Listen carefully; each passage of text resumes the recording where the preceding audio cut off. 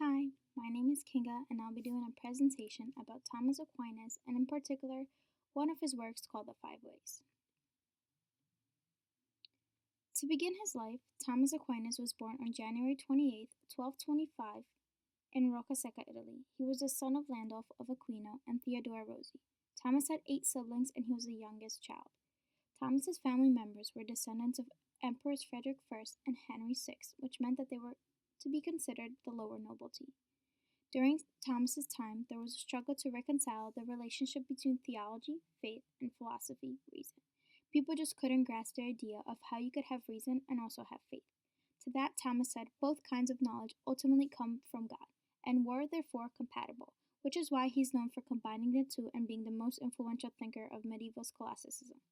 That is where his works of the Five Ways would play a major role. In 1239, Thomas Aquinas began attending the University of Naples, where he had secretly joined an order of Dominican monks. When his family found out, they felt so betrayed that they decided to kidnap him. Thomas's family held him captive for an entire year.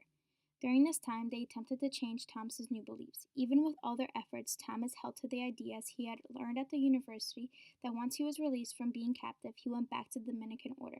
He continued his studies and he was ordained in Cologne, Germany in 1250 and went on to teach theology at the University of Paris. Thomas Aquinas devoted himself to a life of traveling, writing, teaching, public speaking, and preaching. In 1274, Thomas Aquinas embarked on a trip to Lloyd, France on foot to serve on the Second Council, but never made it there. Along the way, he fell ill at the Cistercian monastery of Fasanova, Italy. Sensing that his death was near, Thomas wanted to remain at the monastery, saying, "If the Lord wishes to take me away, it is better that I be found in a religious house than in a dwelling of a lay person." Aquinas died on March 7, 1274, at the Cistercian monastery of Fasanova, Italy. He was canonized by Pope John XXII in 1323.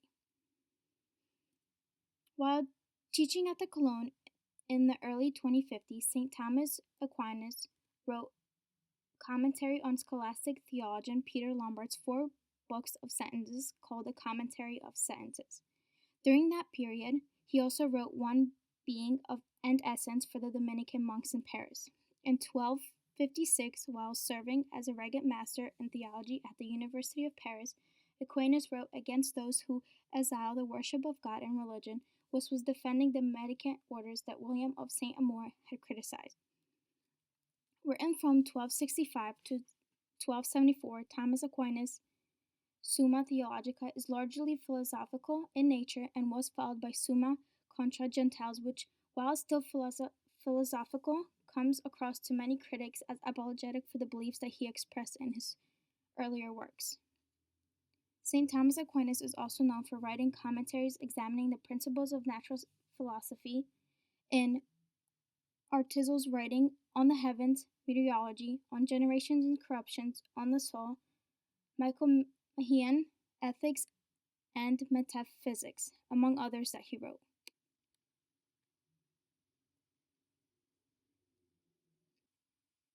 The work from Thomas Aquinas that I'll be focusing on is the Five Ways. For each one of the ways, I will be delivering an interpretation of my own and summarizing what was said within it. Following each way listed on the presentation, I included a line from the text that summarizes it better. The first way, the arguments from change.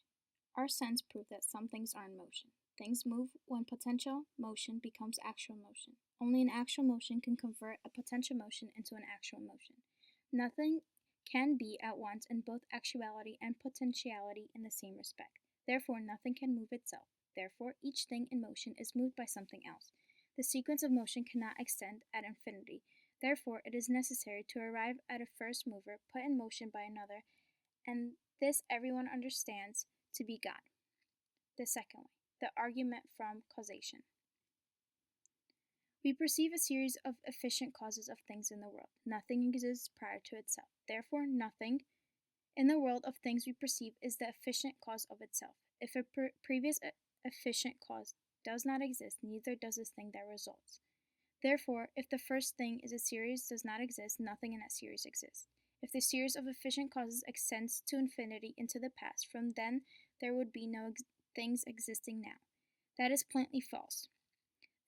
4. Efficient cause do not extend to infinity into the past. Therefore, it is necessary to admit at first efficient cause to which everyone gives the name of God. The third way. The argument from contingency. We find in nature things that are possible to be and not to be, that come into being and go out of being. Assume that every being is a contingent being. For each contingent being, there is a time it does not exist. Therefore, it is impossible for these always to exist. Therefore, there could have been in a time when no things existed. Therefore, at that time, there would have been nothing to bring the currently existing contingent things into existence. Therefore, nothing would be in existence now. We have reached an absurd result from assuming that every being is a contingent being. Therefore, not every being is a contingent being. Therefore, some being exists of its own necessity and does not receive its existence from another being, but rather cause them. This all men speak of as God. The fourth way. The arguments from degrees of excellence. There is a gradation to be found in things. Some are better or worse than others. Predication of degree require reference to the uttermost case. The maximum in any genus is the cause of all that genus. Therefore, there must also be something which is to all being the cause of their being, goodness and every other perfection, and this we all call God. The fifth way. The argument from harmony.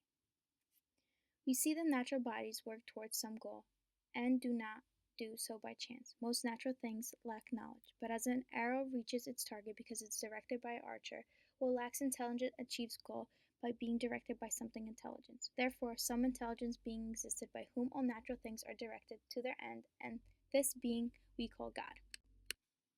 Thomas Aquinas introduced a new way of thinking for the individuals, which was reason.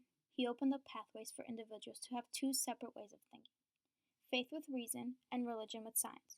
His way of teaching was allowing individuals to come together and allow others to see that individuals were not Christian, still could hold great knowledge, and did this by defining secular, which is natural laws, and religious, which is eternal laws. Thomas Aquinas always focuses on God and how God works, but he also took into consideration that there are other aspects in the world that might not fall under religious understanding, but with his teachings of reasoning, it made it acceptable to understand both worlds and remain a good Christian. This concludes my presentation about Thomas Aquinas and his 5 ways. I hope you enjoyed.